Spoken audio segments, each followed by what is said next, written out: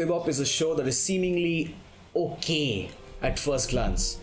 It is just a show that cobbles together small stories for your viewing pleasure.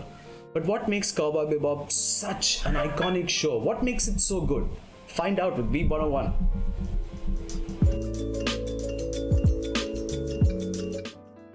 Hey guys, and welcome back to Weeb 101's. I guess this is our new quickies. Cowboy Bebop is our topic for today, and Cowboy Bebop is a show that has been making waves on the internet for quite a while and has gotten quite a cult following actually. It starts out very good, but not mind-blowingly good, and it explores the lives of Spike Spiegel and Jet Black. They're joined by Ein, who is an extremely smart dog, and then Faye Valentine, who's a badass woman character who I think more people should be basing their characters on. And then we have Ed, a super smart kid. Or is it Ed and then Faye?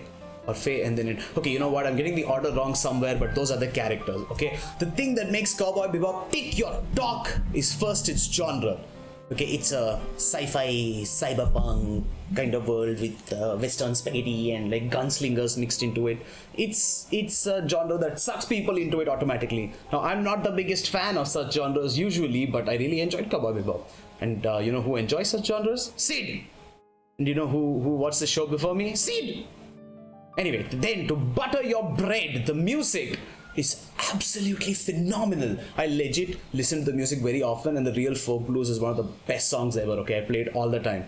Then, to salt your crackers, the characters are amazing and deep, making you feel for them and face emotions that you locked away and promised you'll get to someday and never got to at all. But today's the day. The characters are well defined. They don't feel like randoms who just come together, and they definitely don't feel like they don't belong in this world at all. Starting with the first two characters we mentioned, Spike Spiegel and Jet Black. Jet is basically a guy who owns and runs the Bebop. He's an ex-cop and he's now a bounty hunter. He lives a new life where he hunts down bounties after his life gets turned over by his lover who runs away. Don't get the wrong idea though. One wrong move and you'll be on your butt with a weapon about to end you, or a robot arm about to crush your skull. Spike is a man who used to belong to the mafia. After his lover died and he was betrayed, he left the mafia and lives a new life where he hunts down bounties. He seems to be a mixture of very uncaring and very, very caring at the same time, but he doesn't really show the caring side. He's a very moody character. Him and Jet make good partners, but they don't always see eye to eye. Like Spike is a serious looking guy with a lot of thoughts running through his head all the time, but he tries his best to not let his seriousness show too often, although he does say that he has one eye on the past and one eye on the present. We'll get to that again later. Sorry about my dog. Ed is a kid who lives on Earth. Yes, Earth. By the way, the rest of the story doesn't happen on Earth. It happens in space. Space cowboy. He's bored on Earth and he joins the Bebop when he gets the chance. He actually hacks into the Bebop and then they find him and think that he's a bad guy, but then she's actually a good guy. Okay, but Ed is a whiz kid who gets things done very quickly, very smart, very, very sciencey and techie and stuff. After a past where Ed was stuck in an orphanage, she, or it, according to Watanabe himself, Ed leaves, looking for freedom from a past. Finally, Faye Valentine. Faye Valentine is a character who loses her memories after a space shuttle accident. She seems to be pretty young, but she's actually an old one. No lolly here, okay? She's not a kid. She's actually an adult. Okay, it's okay. She's actually in her 70s, but she looks like she's 20s something. Her body was cryogenically frozen for years to preserve her so that she could be revived. After revival, it seems like she was in the US instead of Singapore because she amassed a debt of like 300 million. Oh boy. She's then betrayed by everybody around her. She's all alone, has no memory. Her debt keeps increasing and she starts doing a few criminal activities, stealing from a few people, getting a bounty on her head eventually, but she escapes her past and tries to find something.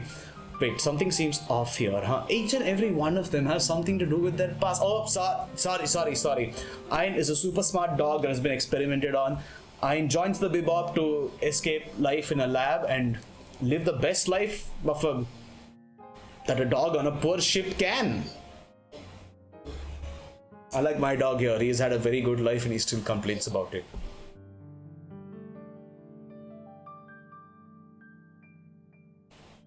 So every member of the Bebop has a past that haunts them. Even Ed, the most carefree character you'll probably see in anime, has a past that haunts her/it. A special mention for Ed. The reason I'm saying it, her/it and stuff like that is that Ed is supposed to be a girl, so that the guy-girl relationship on board the Bebop is balanced. But Watanabe claimed that Ed could be referred to as it, as he saw Ed as an alien character that basically transcends gender and humanity. Ed is trans, I guess. I don't know. Don't tell me. The past coming back to haunt them is the tragedy that forms the core of the series. The members of the Bebop come together in a way to deal with the trauma that refuses to let go of their lives. Unfortunately for them, they run and run from the past, and it always catches up in one way or the other. Sometimes they don't even realize they're running until it's too late. Let's look at each one in detail. Let's start with Spike. Spike used to be a member of the Mafia, and he worked with a man called Vicious. Sid Vicious. No, just Vicious. Vicious and Spike both get a chance to head the gang, but Spike doesn't really care for the ambition while Vicious really craves it.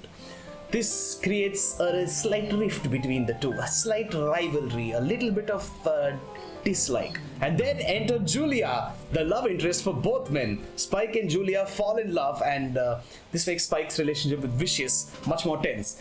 What makes it more tense is that Vicious and Julia were also romantically involved. So Spike and Vicious end up hating each other instead of just disliking each other. Eventually, Spike can't take this life anymore and decides to run away with Julia. They plan to meet at a cemetery on a rainy night, except Vicious realizes the plan. So while Spike is waiting at the cemetery for Julia, Vicious goes to Julia, gives her an ultimatum. It's an option. Give up Spike and let him die, or they both die. And Julia can't give up the man that she loves, so she escapes and goes into hiding. But that means she can no longer meet up with Spike and escape and live their lives together into the sunset, like they do in romantic movies. Now Spike is all alone and waiting at the cemetery, and eventually gives up, walks away. This breaks him inside. Like, imagine you're in love with someone, and they love you, and they're a no-show for what might be the most important event for your whole future. Spike leaves alone. He goes on ahead, and also he lost his eye somewhere along the way before this whole thing happens. So he claims that his eye is fake, and that's the eye that looks at the past, and this is the past that keeps haunting Spike. So he claims that his eye keeps thinking of Julia and Vicious and what happened before then. And to further support this, he also refers to Julia as his other half, where he talks about her even though he hasn't seen her in years, I guess.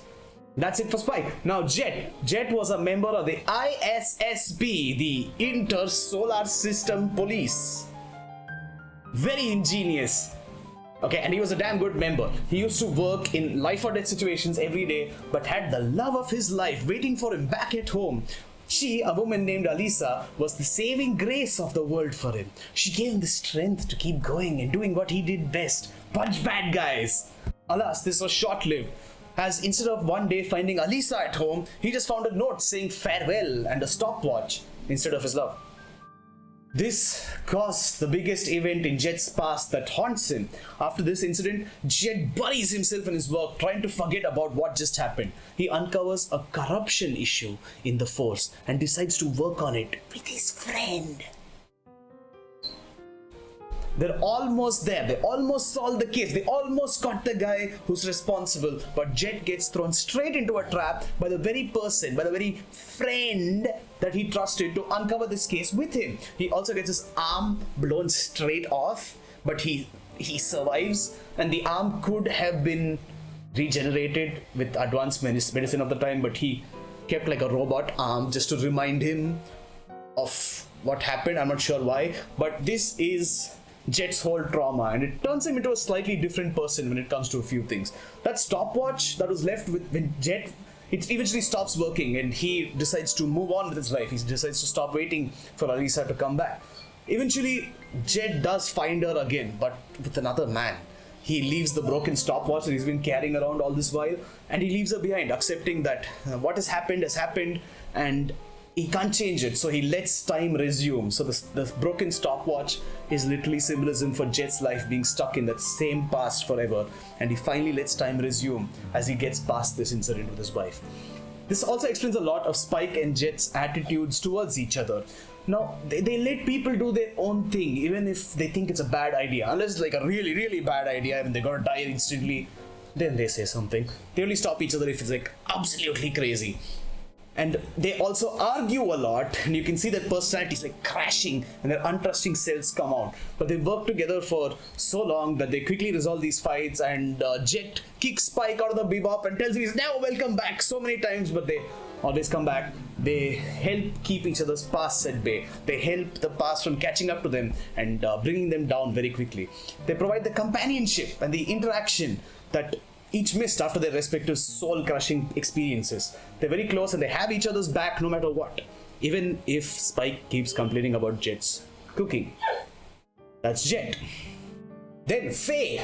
Faye was an innocent little girl who went on a space trip with her family, all happy. Except a huge accident occurs and her parents straight up die.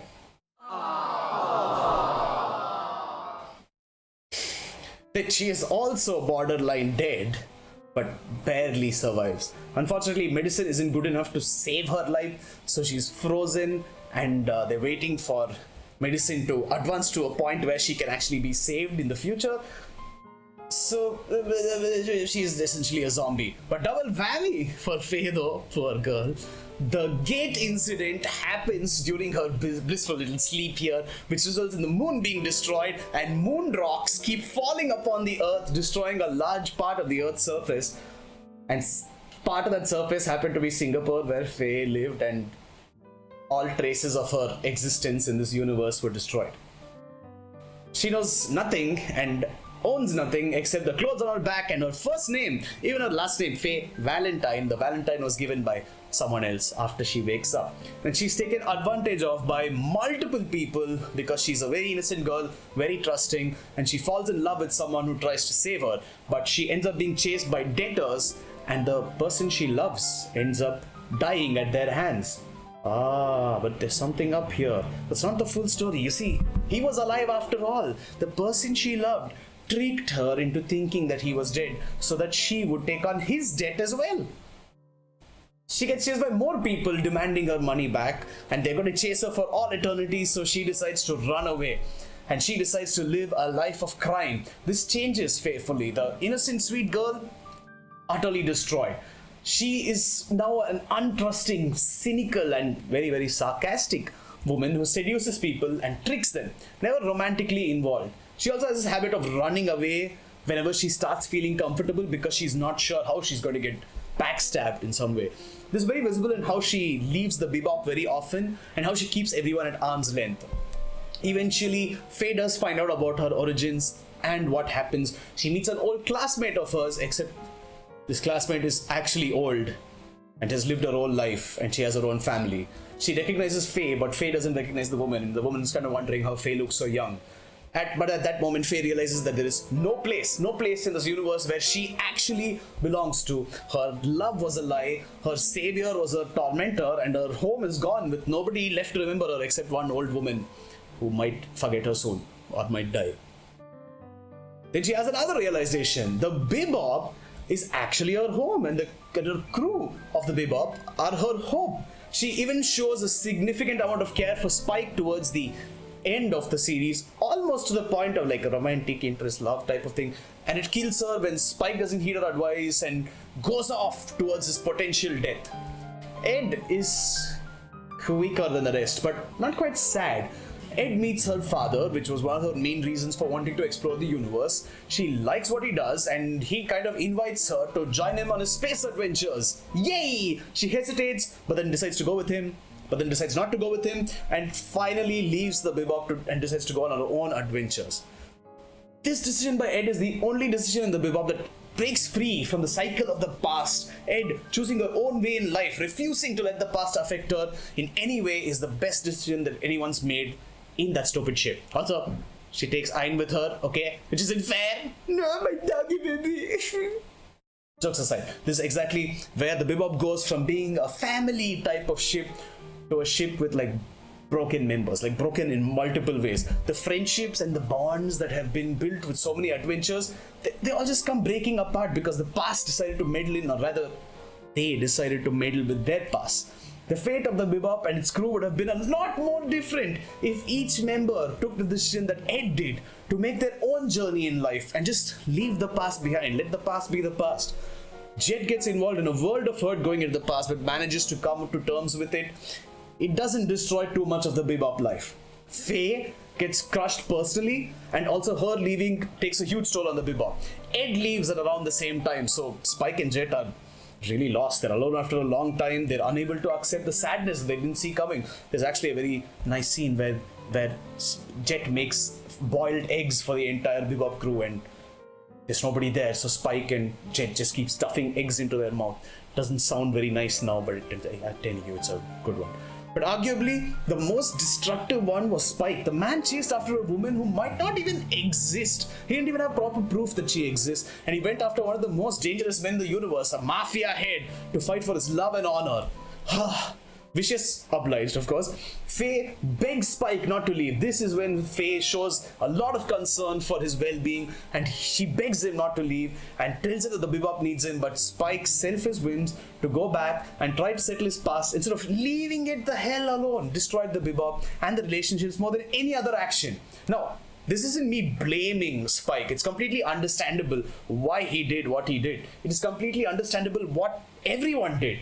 The fact that we would have done the same thing despite knowing what mistakes they are and what it would have caused is exactly what makes Cowboy Bebop so tragic. Eventually, at some point in life, right, our emotions get the better of us and we make decisions that might hurt us or others around us without even thinking it through, without even realizing it. All we can try to do is fix things, but some things are quite unfixable, like the Bebop. Hey guys, we're trying out longer form content as we said in our live stream. You can check out our live stream, by the way, every Saturday. You can follow us on Twitter, you can follow us on Twitch, you can follow us on YouTube. You'll get the news, and Instagram. So we decided to do longer form content. We're doing a few tests, see if our videos do better, see if people like it more, and give ourselves a little more time to breathe. Now, if you like it or don't like it, please leave a like or a dislike, but please be as vocal as you can. Comment and let us know whether the long form works, or if it doesn't work, why it doesn't work. We would really appreciate it. We'd love your feedback, and we'll do our best to incorporate it into our next video so that they keep getting better and better. Thanks, guys. Well, and also welcome to all the new subscribers. I'm sorry I was sick for a while, but I'm back now. We're going to have regular uploads. See you next week. Don't forget to like, share, and follow.